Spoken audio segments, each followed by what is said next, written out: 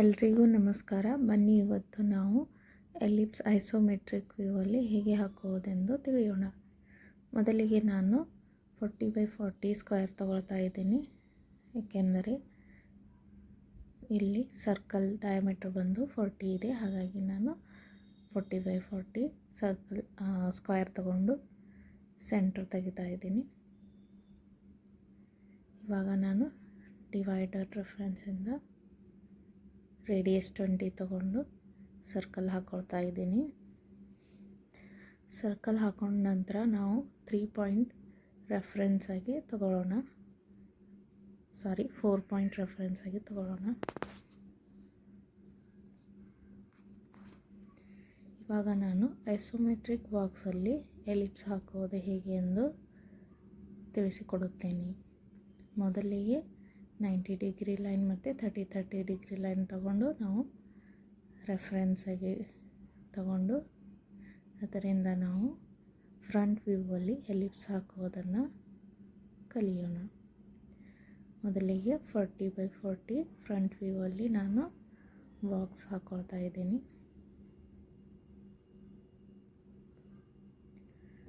ನೋಡಿ, ಇಲ್ಲಿ ನಾನು 40x40 ಹಾಕ್ಕೊಂಡಿದ್ದೀನಿ. ಇವಾಗ ನಾನು ಸೆಂಟರ್ ಲೈನನ್ನು ಹಾಕ್ಕೊಂಡು ಸೆಂಟರ್ ತಗೊಳ್ತಾ ಇದ್ದೀನಿ. ನೋಡಿ, ನಾನು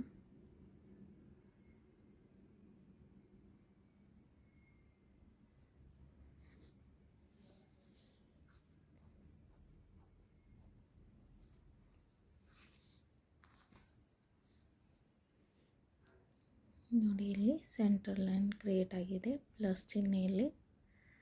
ಇವಾಗ ಈ ಪಾಯಿಂಟ್ಗಳನ್ನು ರೆಫರೆನ್ಸ್ ಪಾಯಿಂಟ್ಗಳಾಗಿ ತಗೊಳ್ಳೋಣ. 1, 2, 3 ಮತ್ತು 4.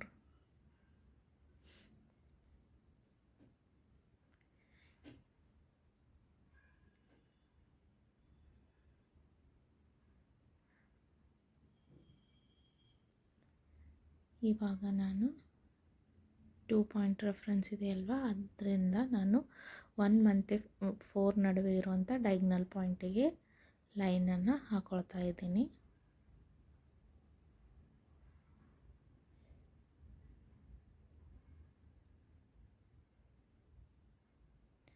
ಅದಾದ ನಂತರ ಸೆಂಟ್ರಲ್ ಪಾಯಿಂಟ್ 1 ಇದೆಯಲ್ಲ, ಅದನ್ನು ನಾನು 2 ಮತ್ತು 3ಯಲ್ಲಿರುವ ಡೈಗ್ನಲ್ ಪಾಯಿಂಟಿಗೆ ಲೈನನ್ನು ಹಾಕ್ಕೊಳ್ತಾ ಇದ್ದೀನಿ. ಇಲ್ಲಿ ನೀವು ಅಬ್ಸರ್ವ್ ಮಾಡ್ಬೋದು, ಎರಡೂ ಲೈನ್ಗಳು ಪ್ಯಾರಲಲಿಸಮ್ ಆಗಿದ್ದಾವೆ. ಹಾಗೆ 3ಯಿಂದ 1 ಮತ್ತು 4 ನಡುವೆ ಇರುವಂಥ ಡೈಗ್ನಲ್ಗೆ ಲೈನನ್ನು ಹಾಕ್ಕೊಳ್ತಾ ಇದ್ದೀನಿ. ಹಾಗೆ ಇವಾಗ 4ರಿಂದ 3 ಮತ್ತು 2 ನಡುವೆ ಇರುವಂಥ ಡೈಗ್ನಲ್ ಪಾಯಿಂಟಿಗೆ ನಾನು ಲೈನನ್ನು ಹಾಕ್ಕೊಳ್ತಾ ಇದ್ದೀನಿ.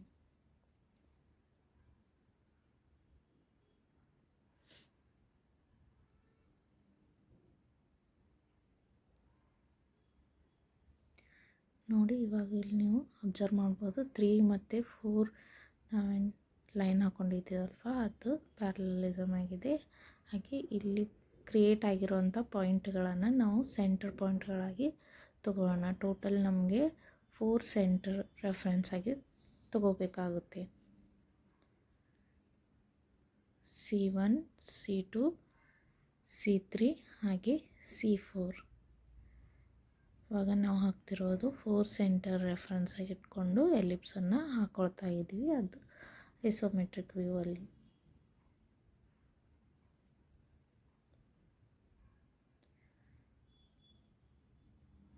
ಇಲ್ಲಿ ನಾನು ಪೆನ್ಸಿಲ್ ಮತ್ತು ಡಿವೈಡರ್ ತೆಗೆದುಕೊಂಡು ಎಲಿಪ್ಸ್ ಆರ್ಕನ್ನು ಹಾಕ್ಕೊಳ್ತಾ ಇದ್ದೀನಿ. ಫಸ್ಟ್ C1 ಆರ್ಕನ್ನು ಹಾಕ್ಕೊಳ್ಳೋಣ.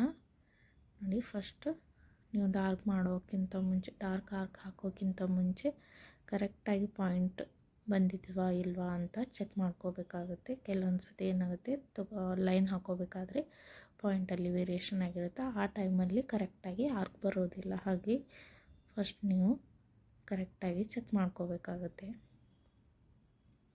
ನೋಡಿ, ಇಲ್ಲಿ C1 ಆರ್ಕ್ ಕರೆಕ್ಟಾಗಿ ಬಂದಿದೆ. ಇವಾಗ ನಾವು C2 ಅನ್ನು ಹಾಕೊಳ್ಳೋಣ. C2 ಸೆಂಟ್ರ್ ಪಾಯಿಂಟ್ ರೆಫರೆನ್ಸ್ ಇಟ್ಕೊಂಡು 4 ಮತ್ತು 2 ಪಾಯಿಂಟ್ಗಳನ್ನು ನಾವು ಜಾಯಿನ್ ಮಾಡೋಣ. ಅಲ್ಲೊಂದು ಆರ್ಕ್ ಕ್ರಿಯೇಟ್ ಆಗುತ್ತೆ.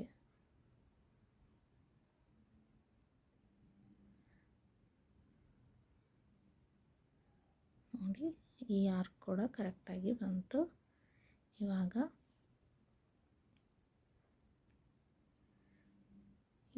C4 ಮತ್ತು C3 ಆರ್ಕನ್ನು ಹಾಕೊಳ್ಳೋಣ. 3 ಮತ್ತು 2 ಪಾಯಿಂಟನ್ನು ರೆಫರೆನ್ಸ್ ಆಗಿ ಇಟ್ಟುಕೊಂಡು C3 ಸೆಂಟ್ರಲ್ಲಿ ನಮ್ಮ ಡಿವೈಡರ್ ಪಾಯಿಂಟ್ ಇಟ್ಟುಕೊಂಡು ನಾವು ಆರ್ಕನ್ನು ಹಾಕೊಳ್ಳೋಣ. ಹಾಕೋಕ್ಕಿಂತ ಮುಂಚೆ ಒಂದು ಟೈಮ್ ಚೆಕ್ ಮಾಡ್ಕೊಳ್ಳಿ, ಕರೆಕ್ಟಾಗಿ ಪಾಯಿಂಟ್ ಬಂದಿದ್ದೇವೆ ಇಲ್ವಾ ಅಂತ. ಕರೆಕ್ಟಾಗಿ ಬಂದಿದೆ.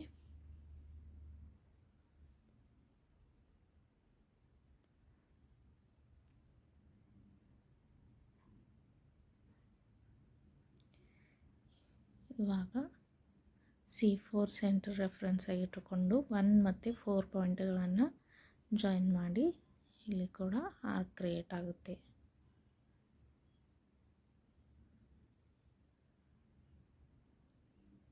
ನೋಡಿ, ಫುಲ್ ಎಲಿಪ್ಸ್ ಆಗಿ ಕ್ರಿಯೇಟ್ ಆಯಿತು.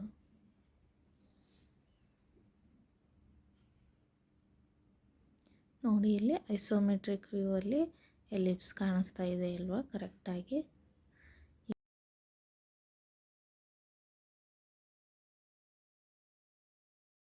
ಇವಾಗ ಫ್ರಂಟ್ ವ್ಯೂ ಎಲಿಪ್ಸ್ ಕಂಪ್ಲೀಟ್ ಆಗಿದೆ. ನೆಕ್ಸ್ಟ್ ನಾವು ಸೈಡ್ ವ್ಯೂ ಅಲ್ಲಿರುವಂಥ ಎಲಿಪ್ಸನ್ನು ಹಾಕೊಳ್ಳೋಣ. ಸೇಮ್ ಮೆಥಡಲ್ಲಿ ಹಾಕೊಳ್ಳೋಣ.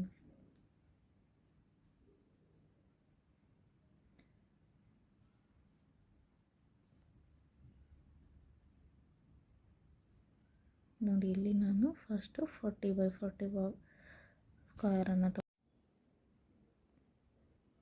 ನೋಡಿ, ಇಲ್ಲಿ ಕನ್ಫ್ಯೂಸ್ ಮಾಡ್ಕೊಳ್ಬೇಡಿ. ಕರೆಕ್ಟಾಗಿ ಪಾಯಿಂಟ್ಗಳನ್ನು ರೆಫರೆನ್ಸ್ ಆಗಿಟ್ಟುಕೊಂಡು ನಾವು ಎಲಿಪ್ಸ್ ರೆಫರೆನ್ಸಲ್ಲಾಗಿ 4 ಸೆಂಟ್ರ್ ಪಾಯಿಂಟ್ಗಳನ್ನು ತೆಗೆದುಕೊಳ್ಬೇಕಾಗುತ್ತೆ. 4 ಸೆಂಟ್ರ್ ಪಾಯಿಂಟ್ಗಳನ್ನು ತೆಗೆದುಕೊಳ್ಳಲು ನಾನು ಇಲ್ಲಿ ಎಲಿಪ್ಸ್ 4 ಸೆಂಟ್ರ್ ಮೆಥಡನ್ನು ಯೂಸ್ ಮಾಡ್ತಾ ಇದ್ದೀನಿ.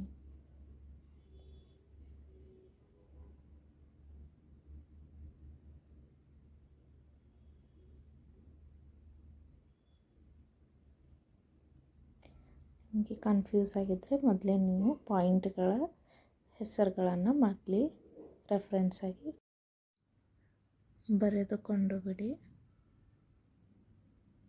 ಇವಾಗ ನೋಡಿ, ಸ್ಟ್ರೈಟ್ ಲೈನ್ ಆಗ್ತಾ ಇದೆ ಅಲ್ವಾ ಇಲ್ಲಿ. ಹಾಗೆ ಕೆಳಗಡೆ C3ಇಂದ ಸೈಡ್ ವ್ಯೂ ಅಲ್ಲಿರುವಂಥ ಲೈನ್ ಕೂಡ ಸೇಮ್ ಲೈನ್ ಬರುತ್ತೆ.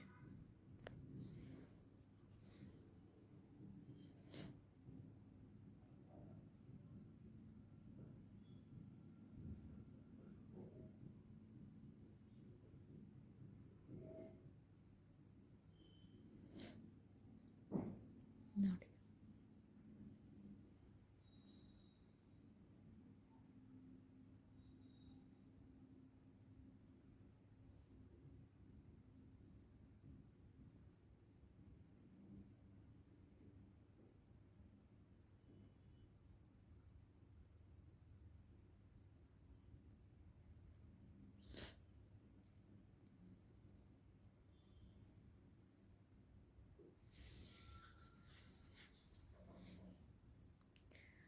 ಇವಾಗ ಪಾಯಿಂಟ್ಗಳ ರೆಫರೆನ್ಸ್ ನೇಮ್ಗಳನ್ನು ಬರೆದುಕೊಂಡ್ಬಿಡಿ. 4 ಪಾಯಿಂಟ್ಗಳನ್ನು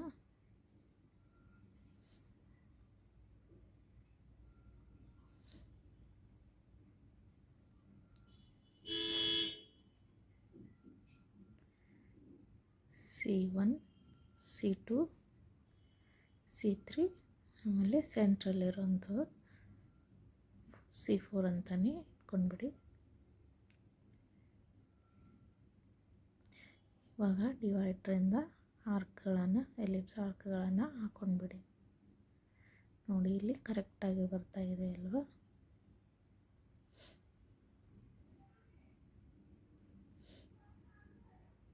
ಇವಾಗ ಅಪೋಸಿಟಲ್ಲಿರೋಂಥ ಆರ್ಕ್ ಕೂಡ ಹಾಕ್ಕೊಂಡ್ಬಿಡಿ.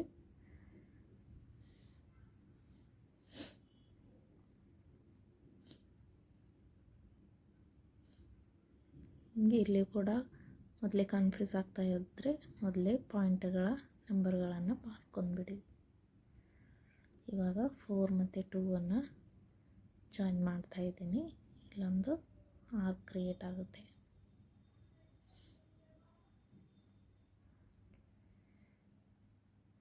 ಸ್ವಲ್ಪ ಡಾರ್ಕ್ ಮಾಡ್ಕೊಂಡ್ಬಿಡಿ. ಈ ಥರ ನಾನು ಮಾಡ್ತಾಯಿದ್ದೀನಲ್ವ, ಇದೇ ಥರ ಮಾಡಿ. ಇವಾಗ C1 ಮತ್ತು C2 ಸೆಂಟರ್ಗಳನ್ನು ಇಟ್ಕೊಂಡು ಆರ್ಕ್ಗಳನ್ನು ಹಾಕ್ಕೊಂಡ್ಬಿಡಿ. ಫಸ್ಟ್ ನಾನು C1 ಹಾಕ್ಕೊಳ್ತಾ ಇದ್ದೀನಿ. ನೋಡಿ ಕರೆಕ್ಟ್ ಅಂತಲ್ವ. ಇವಾಗ C2 ಸೆಂಟರ್ ಇಟ್ಕೊಂಡು ಆರ್ಕ್ ಹಾಕ್ಕೊಳ್ತಾ ಇದ್ದೀನಿ.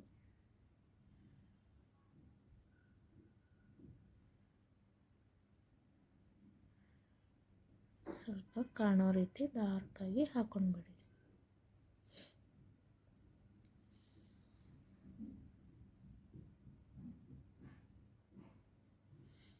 ನೋಡಿ ಇವಾಗ ಸೈಡ್ ವ್ಯೂವಲ್ಲಿರುವ ಎಲಿಪ್ಸ್ ಕೂಡ ಕಂಪ್ಲೀಟ್ ಆಗಿದೆ.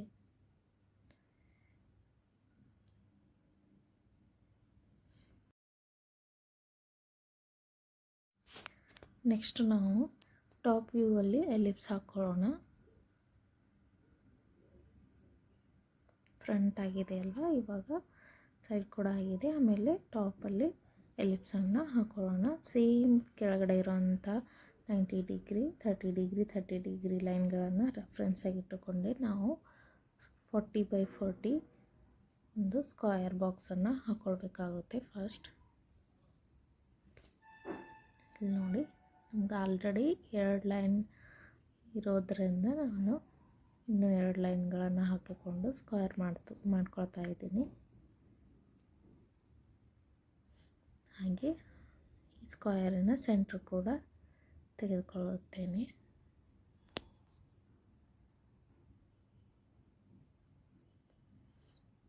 Already centre reference line already ಇರೋದರಿಂದ ನಾನು ಮೆಜರ್ಮೆಂಟ್ ಮಾಡ್ಕೊಳ್ತೀನಿ. ನಾನು ಡೈರೆಕ್ಟ್ ಲೈನ್ ಹಾಕ್ಕೊಳ್ತಾ ಇದ್ದೀನಿ.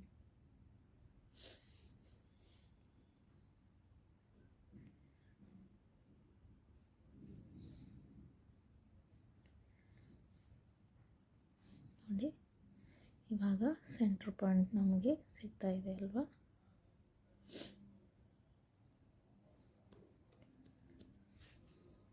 ಇವಾಗ ನಾವು ಎಲಿಪ್ಸ್ 4 ಸೆಂಟರ್ಗಳನ್ನು ಕ್ರಿಯೇಟ್ ಮಾಡಿಕೊಳ್ಳೋಣ.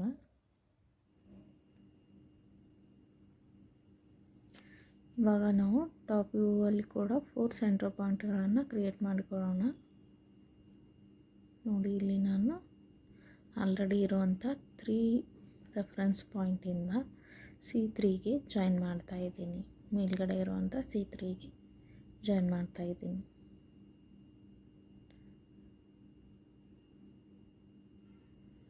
ಇವಾಗ ಅಪೋಸಿಟ್ ಸೈಡಲ್ಲಿ ಕೂಡ ನಾನು 3 ರೆಫರೆನ್ಸ್ ಪಾಯಿಂಟಿಂದ C3ಗೆ ಜಾಯಿನ್ ಮಾಡ್ತಾ ಇದ್ದೀನಿ.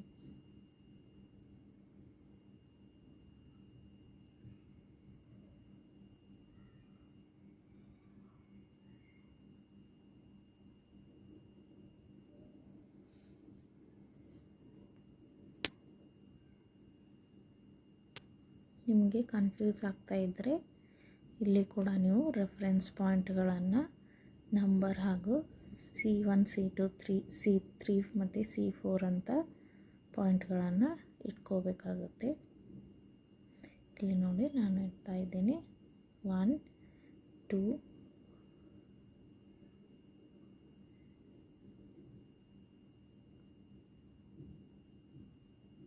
3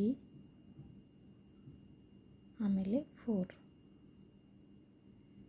ಇವಾಗ ನಾವು 1ಇಂದ C4ಗೆ ಲೈನನ್ನು ಹಾಕೊಳ್ಳೋಣ.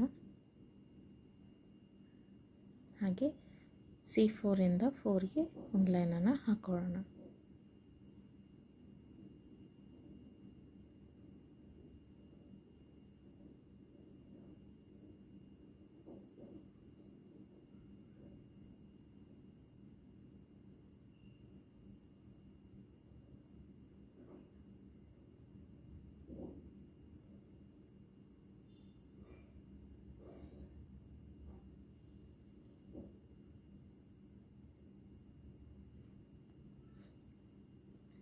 ಇವಾಗ C4 ಇಂದ 4ಗೆ ಒಂದು ಲೈನನ್ನು ಹಾಕೊಳ್ಳೋಣ.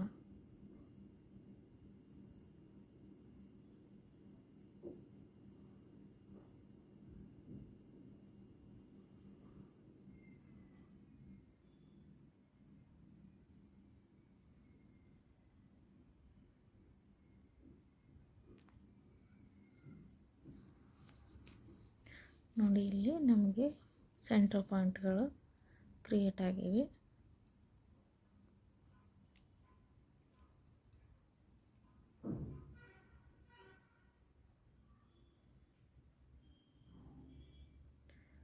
ಪಾಯಿಂಟ್ಗಳಿಗೆ ನೀವು ಸೆಂಟರ್ ನೇಮ್ಗಳನ್ನು ಕೊಡಬೇಕಾಗುತ್ತೆ.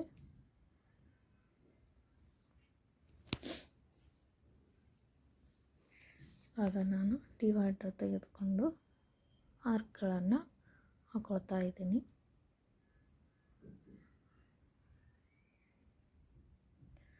ಫಸ್ಟ್ ಒಂದು ಟೈಮ್ ಚೆಕ್ ಮಾಡಿ ಕರೆಕ್ಟ್ ಬರುತ್ತಾ ಇಲ್ವಾ ಅಂತ.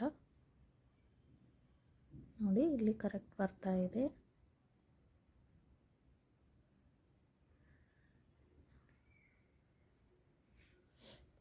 ಇವಾಗ C2 ಇಂದ ಆರ್ಕನ್ನು ಹಾಕೊಳ್ಳೋಣ.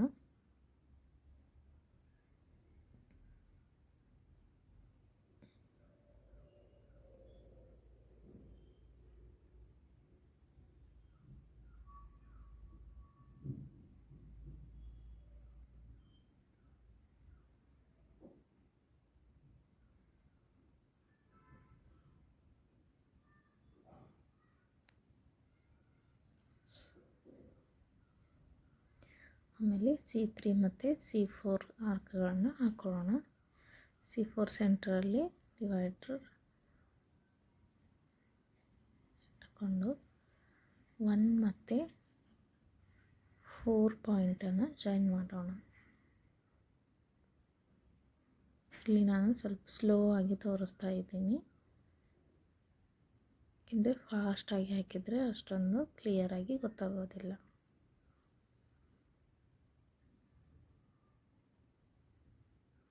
ಇವಾಗ ನೋಡಿ, C3 ಇಂದ 3 ಮತ್ತು 2 ಅಥವಾ 3 ಮತ್ತು 3 ಅಂತಲೂ ಇಲ್ಲಿ ಅನ್ಕೋಬೋದು. ಯಾಕಂದರೆ ಕೆಳಗಡೆಯಿಂದ ಸೈಡ್ ವ್ಯೂವಿಂದ ನಾವು ಪಾಯಿಂಟ್ ಹಾಕಿದಾಗ ಅಲ್ಲಿ 3 ರೆಫರೆನ್ಸ್ ಪಾಯಿಂಟಾಗಿ ಬಂದಿದೆ ಅಲ್ವಾ, ಹಾಗಾಗಿ ಟಾಪ್ ವ್ಯೂವಲ್ಲಿ ಕನ್ಫ್ಯೂಸ್ ಮಾಡ್ಕೋಬೇಡಿ. ನೋಡಿ, ಇವಾಗ ಕಂಪ್ಲೀಟಾಗಿ ಐಸೋಮೆಟ್ರಿಕ್ ವ್ಯೂವಲ್ಲಿ, ಫ್ರಂಟ್ ವ್ಯೂವಲ್ಲಿ, ಸೈಡ್ ಹಾಗೆ ಟಾಪ್ ವ್ಯೂವಲ್ಲಿ ನಾವು ಎಲಿಪ್ಸ್ ಕಂಪ್ಲೀಟಾಗಿ ಹಾಕೊಂಡಿದ್ದೀವಿ.